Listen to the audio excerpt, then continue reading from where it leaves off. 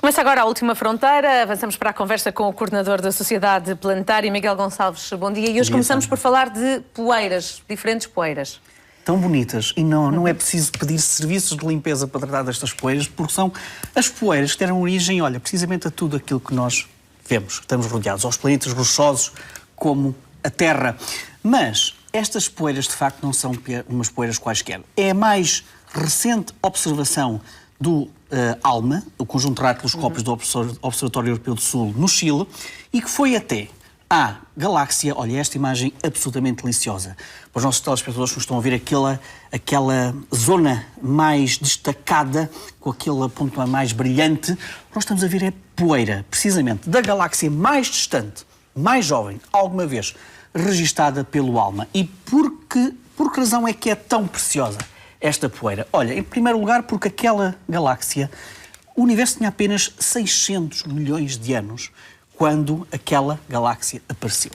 Tinham apenas 600 milhões de anos quando, pela primeira vez, conseguimos encontrar, olha, uma espécie de poluição no universo. Aquela poeira é, no fundo, silício, carbono, alumínio, os primeiros elementos químicos que dão origem depois a planetas rochosos como a Terra. E aquilo é particularmente interessante porque nós tentamos sempre ir mais longe, descobrir mais longe no universo para tentar encontrar aquela altura em que, pela primeira vez, encontramos os blocos construtores dos planetas. E foi, de facto, uma surpresa muito grande quando os astrónomos encontraram numa galáxia muito jovem, eu repito, tinha apenas 600 milhões de anos, quando encontramos esta poeira. Ora, aquela poeira que nós encontramos, que os astrónomos encontraram naquela galáxia, aquilo daria para formar cerca de 6 milhões de estrelas como o nosso Sol. Ou seja, logo no início, muito perto do início da formação do universo, nós tínhamos uma enorme quantidade de poeira.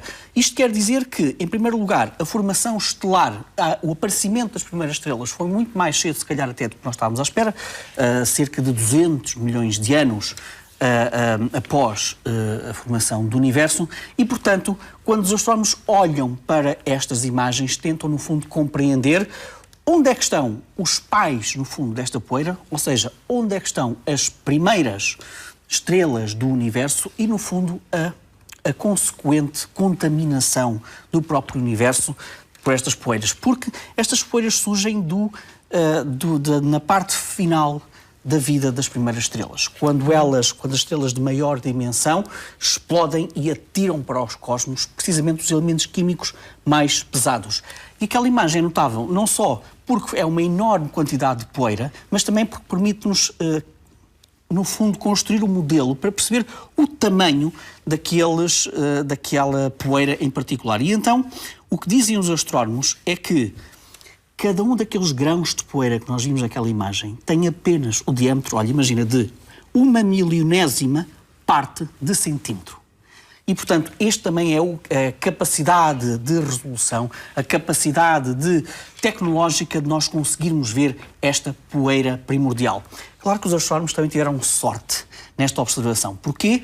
Porque esta galáxia primordial, esta galáxia jovem, estava, no fundo, por detrás de um enxame de galáxias extremamente maciço.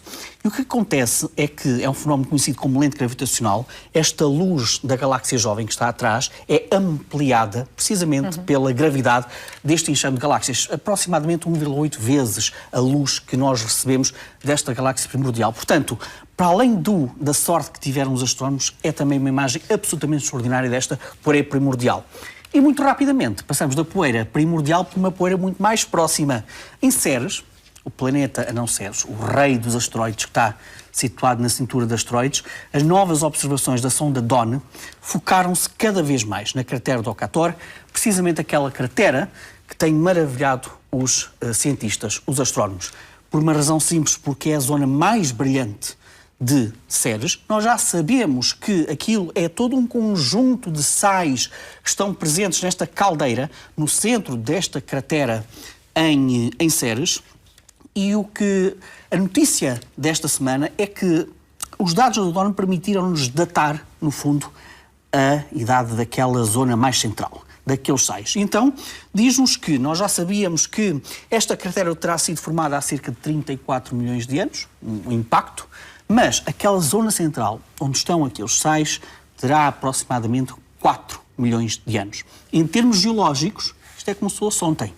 E, portanto, indica-nos que aquela zona, como nós já desconfiávamos, é uma zona de atividade geológica, mas agora o que dizem os novos modelos é que nós não temos muito bem a noção se este fenómeno, se ainda continuamos a ter uma renovação, se ainda continuamos a ter sais ali à superfície, que sejam renovados, nós não sabemos. O que nós sabemos é que, se calhar, até podemos ter um fenómeno de renovação, no fundo, de transporte de sais e de matéria do interior para uma zona ou para a superfície ou para perto da superfície. E, portanto, um dinamismo muito maior, que também é denunciado por uma espécie de neblina que a DON conseguiu encontrar precisamente nesta cratera, relançando novamente a questão de qual é o sistema energético no interior de Ceres que permite este fluxo, no fundo, de material, de poeiras, de gelo, porque aquilo que se suspeita é que pode ser um fenómeno de criovulcanismo, ou seja, vulcões de gelo. E se de facto as novas observações da DON vierem confirmar que estamos perante vulcões de gelo, é o local mais próximo de nós, no sistema solar, com caldeiras, com um fenómeno muito parecido com este. Nós já conhecemos em algumas luas de Júpiter e Saturno, mas tão perto de nós é talvez uma novidade. Miguel, falamos também de estrelas mais jovens, entre outras um pouco mais velhinhas. Sim, eu acho curioso, muito curioso esta notícia, esta novidade, porque eu lembro-me que há algumas edições de Última Fronteira, há largas semanas, nós já tínhamos dado a entender que havia uma descoberta muito curiosa que dizia mais ou menos o seguinte: quando nós olhamos para enxames de estrelas, o que nos dizem os nossos modelos de evolução estelar é que um enxame de estrelas, no fundo um lar de estrelas, aquelas estrelas têm aproximadamente todas a mesma idade. Nasceram através do mesmo material, cresceram juntas, o que apenas as diferencia é a massa que têm entre elas, mas a idade é provavelmente a mesma. Agora, o que nós já tínhamos anunciado há algumas semanas é que havia estudos que se calhar apontavam para uma situação diferente. E agora aparece uma outra observação que vem reforçar precisamente a ideia que nós, se calhar, temos que voltar a perceber, a tentar perceber o que é que são estes enxames estelares.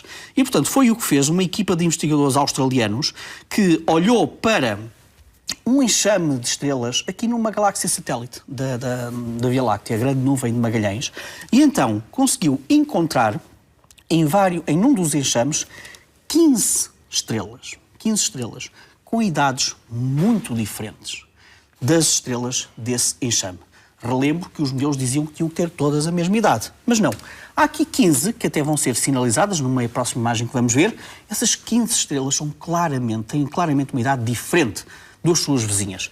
Primeira questão que os astrónomos colocaram: será que estas estrelas foram roubar, digamos assim, gás que havia nas proximidades deste enxame de estrelas e, portanto, foram, no fundo, buscar alimento para a sua formação que estava fora do enxame? Bom, os dados que nós temos indicam que não, que são matérias completamente diferentes, ou seja, o gás que está fora do enxame é diferente do gás que deu origem a estas estrelas e, portanto, isso está fora de hipótese. Aqui estão, precisamente, os 15 estrelas com idades diferentes. E, portanto, este é mais um estudo que vem reforçar a ideia, que também já tinha sido adiantado há alguns meses, de que, se calhar não, nós encontramos claramente gerações diferentes de estrelas em enxames de galáxias. Miguel, o que é que nos deixas hoje de imagem da semana? Olha, chama-se Global Science Opera e terminamos com ópera. Este projeto é um projeto que é pedrinhado por uma série de organizações científicas internacionais, nomeadamente também a União Astronómica Internacional, e foi um desafio feito a crianças, estudantes, cientistas e artistas de 35 nações para se unirem, para, no fundo, criarem uma canção, uma forma de arte que celebre e que partilhe também as contribuições da ciência para a nossa compreensão do universo. E a edição vencedora deste ano chama-se a Canção e a Dança dos Refugiados. E, no fundo, há também aqui uma ligação entre as questões humanitárias e como é que nós também devemos olhar para estes refugiados, como pessoas que também podem contribuir para a exploração do universo. E, portanto, não deixa de ser um projeto muitíssimo meritório. Por último, muito rapidamente, um grande abraço para a Polónia Rodrigues, a criadora e coordenadora da Dark Sky Alqueva, porque recebeu o Prémio Internacional Dark Sky Defender Award 2016 e, portanto, não deixa de ser também projeto extraordinário em Portugal, que foi reconhecido também lá fora. Miguel, obrigada e até para a semana. Dúvidas e sugestões endereçadas a ultimafronteira@rtp.pt. Nós por agora fazemos uma pausa no Bom Dia Portugal. Voltamos daqui a pouco. Fique por aí.